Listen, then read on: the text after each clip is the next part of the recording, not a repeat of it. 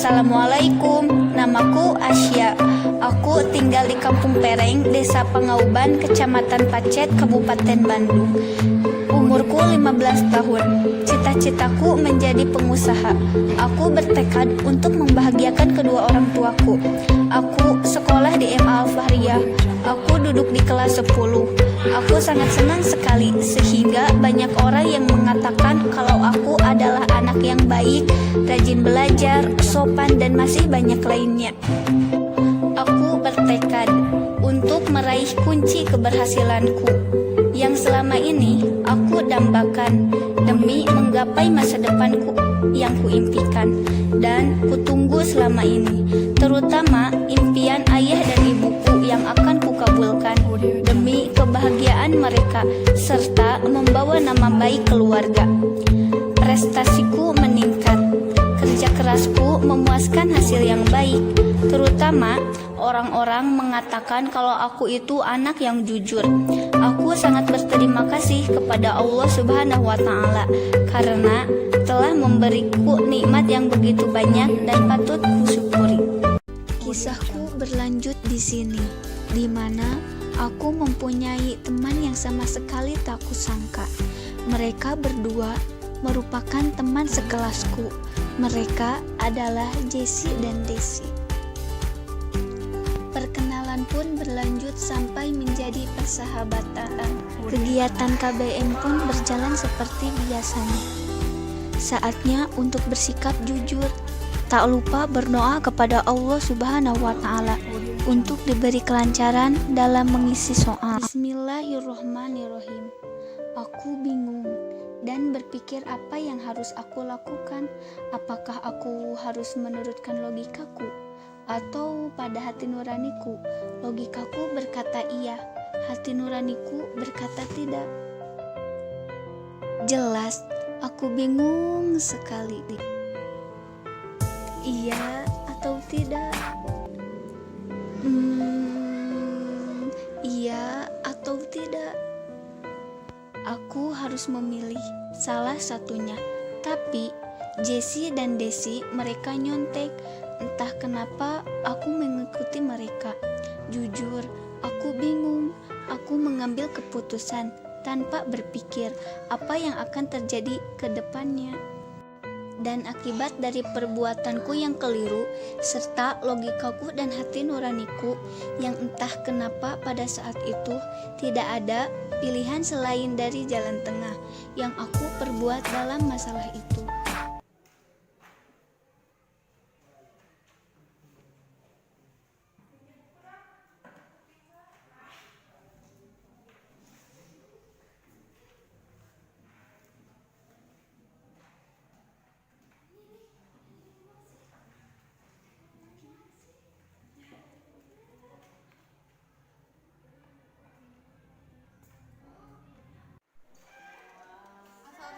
Suasana tegang muncul saat Jessie tidak sengaja menjatuhkan buku kirana yang ia ambil dengan cara memaksa tanpa berpikir apa yang akan terjadi apabila ibu guru mengetahuinya.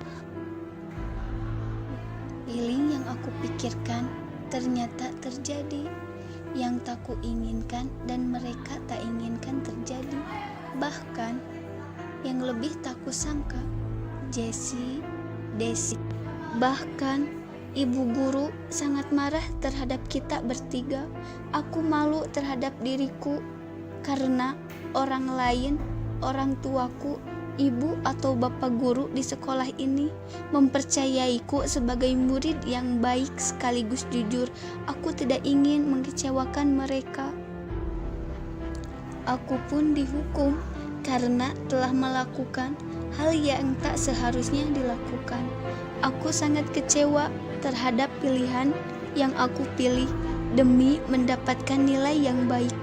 Aku korbankan rasa kejujuran yang selama ini aku lakukan demi menggapai cita-citaku, terutama di hari ini, detik ini, waktu ini, bahkan pengalaman yang baru kualami membuat aku kecewa terhadap diriku sendiri. Bahkan hatiku sangat hancur saat Bapak Kepala Sekolah membuat perjanjian dengan memanggil kedua orang tuaku. Bahkan hukuman skor yang berlaku untuk menghukumku.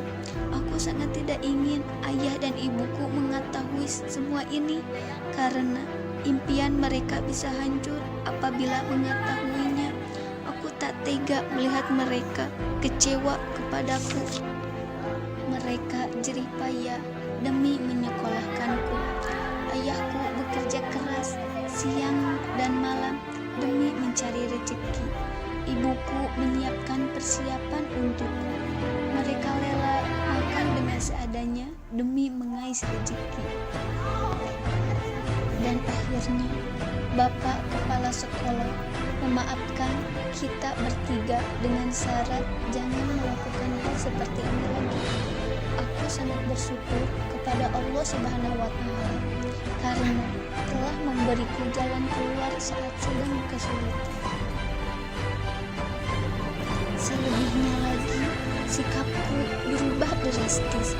Aku menjadi anak yang arogan, yang tidak kuinginkan, baik aku maupun ayah dan ibuku.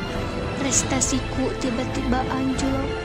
Aku ingin kembali seperti semula, di mana aku tidak bersikap arogan, menyontek, bahkan membuat masalah di sekolah.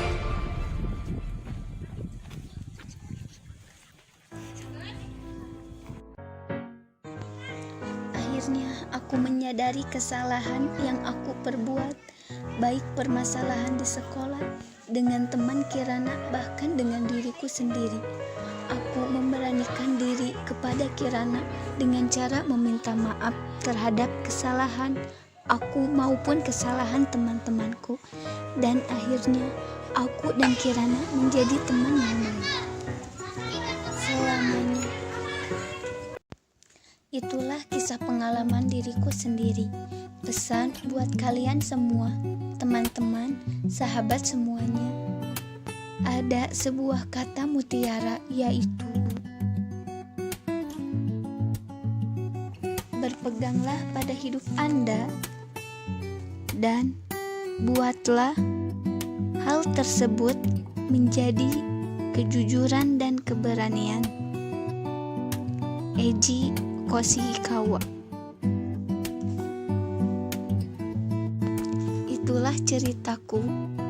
Terima kasih sudah menonton dan mendengarkannya. Wassalamualaikum warahmatullahi wabarakatuh.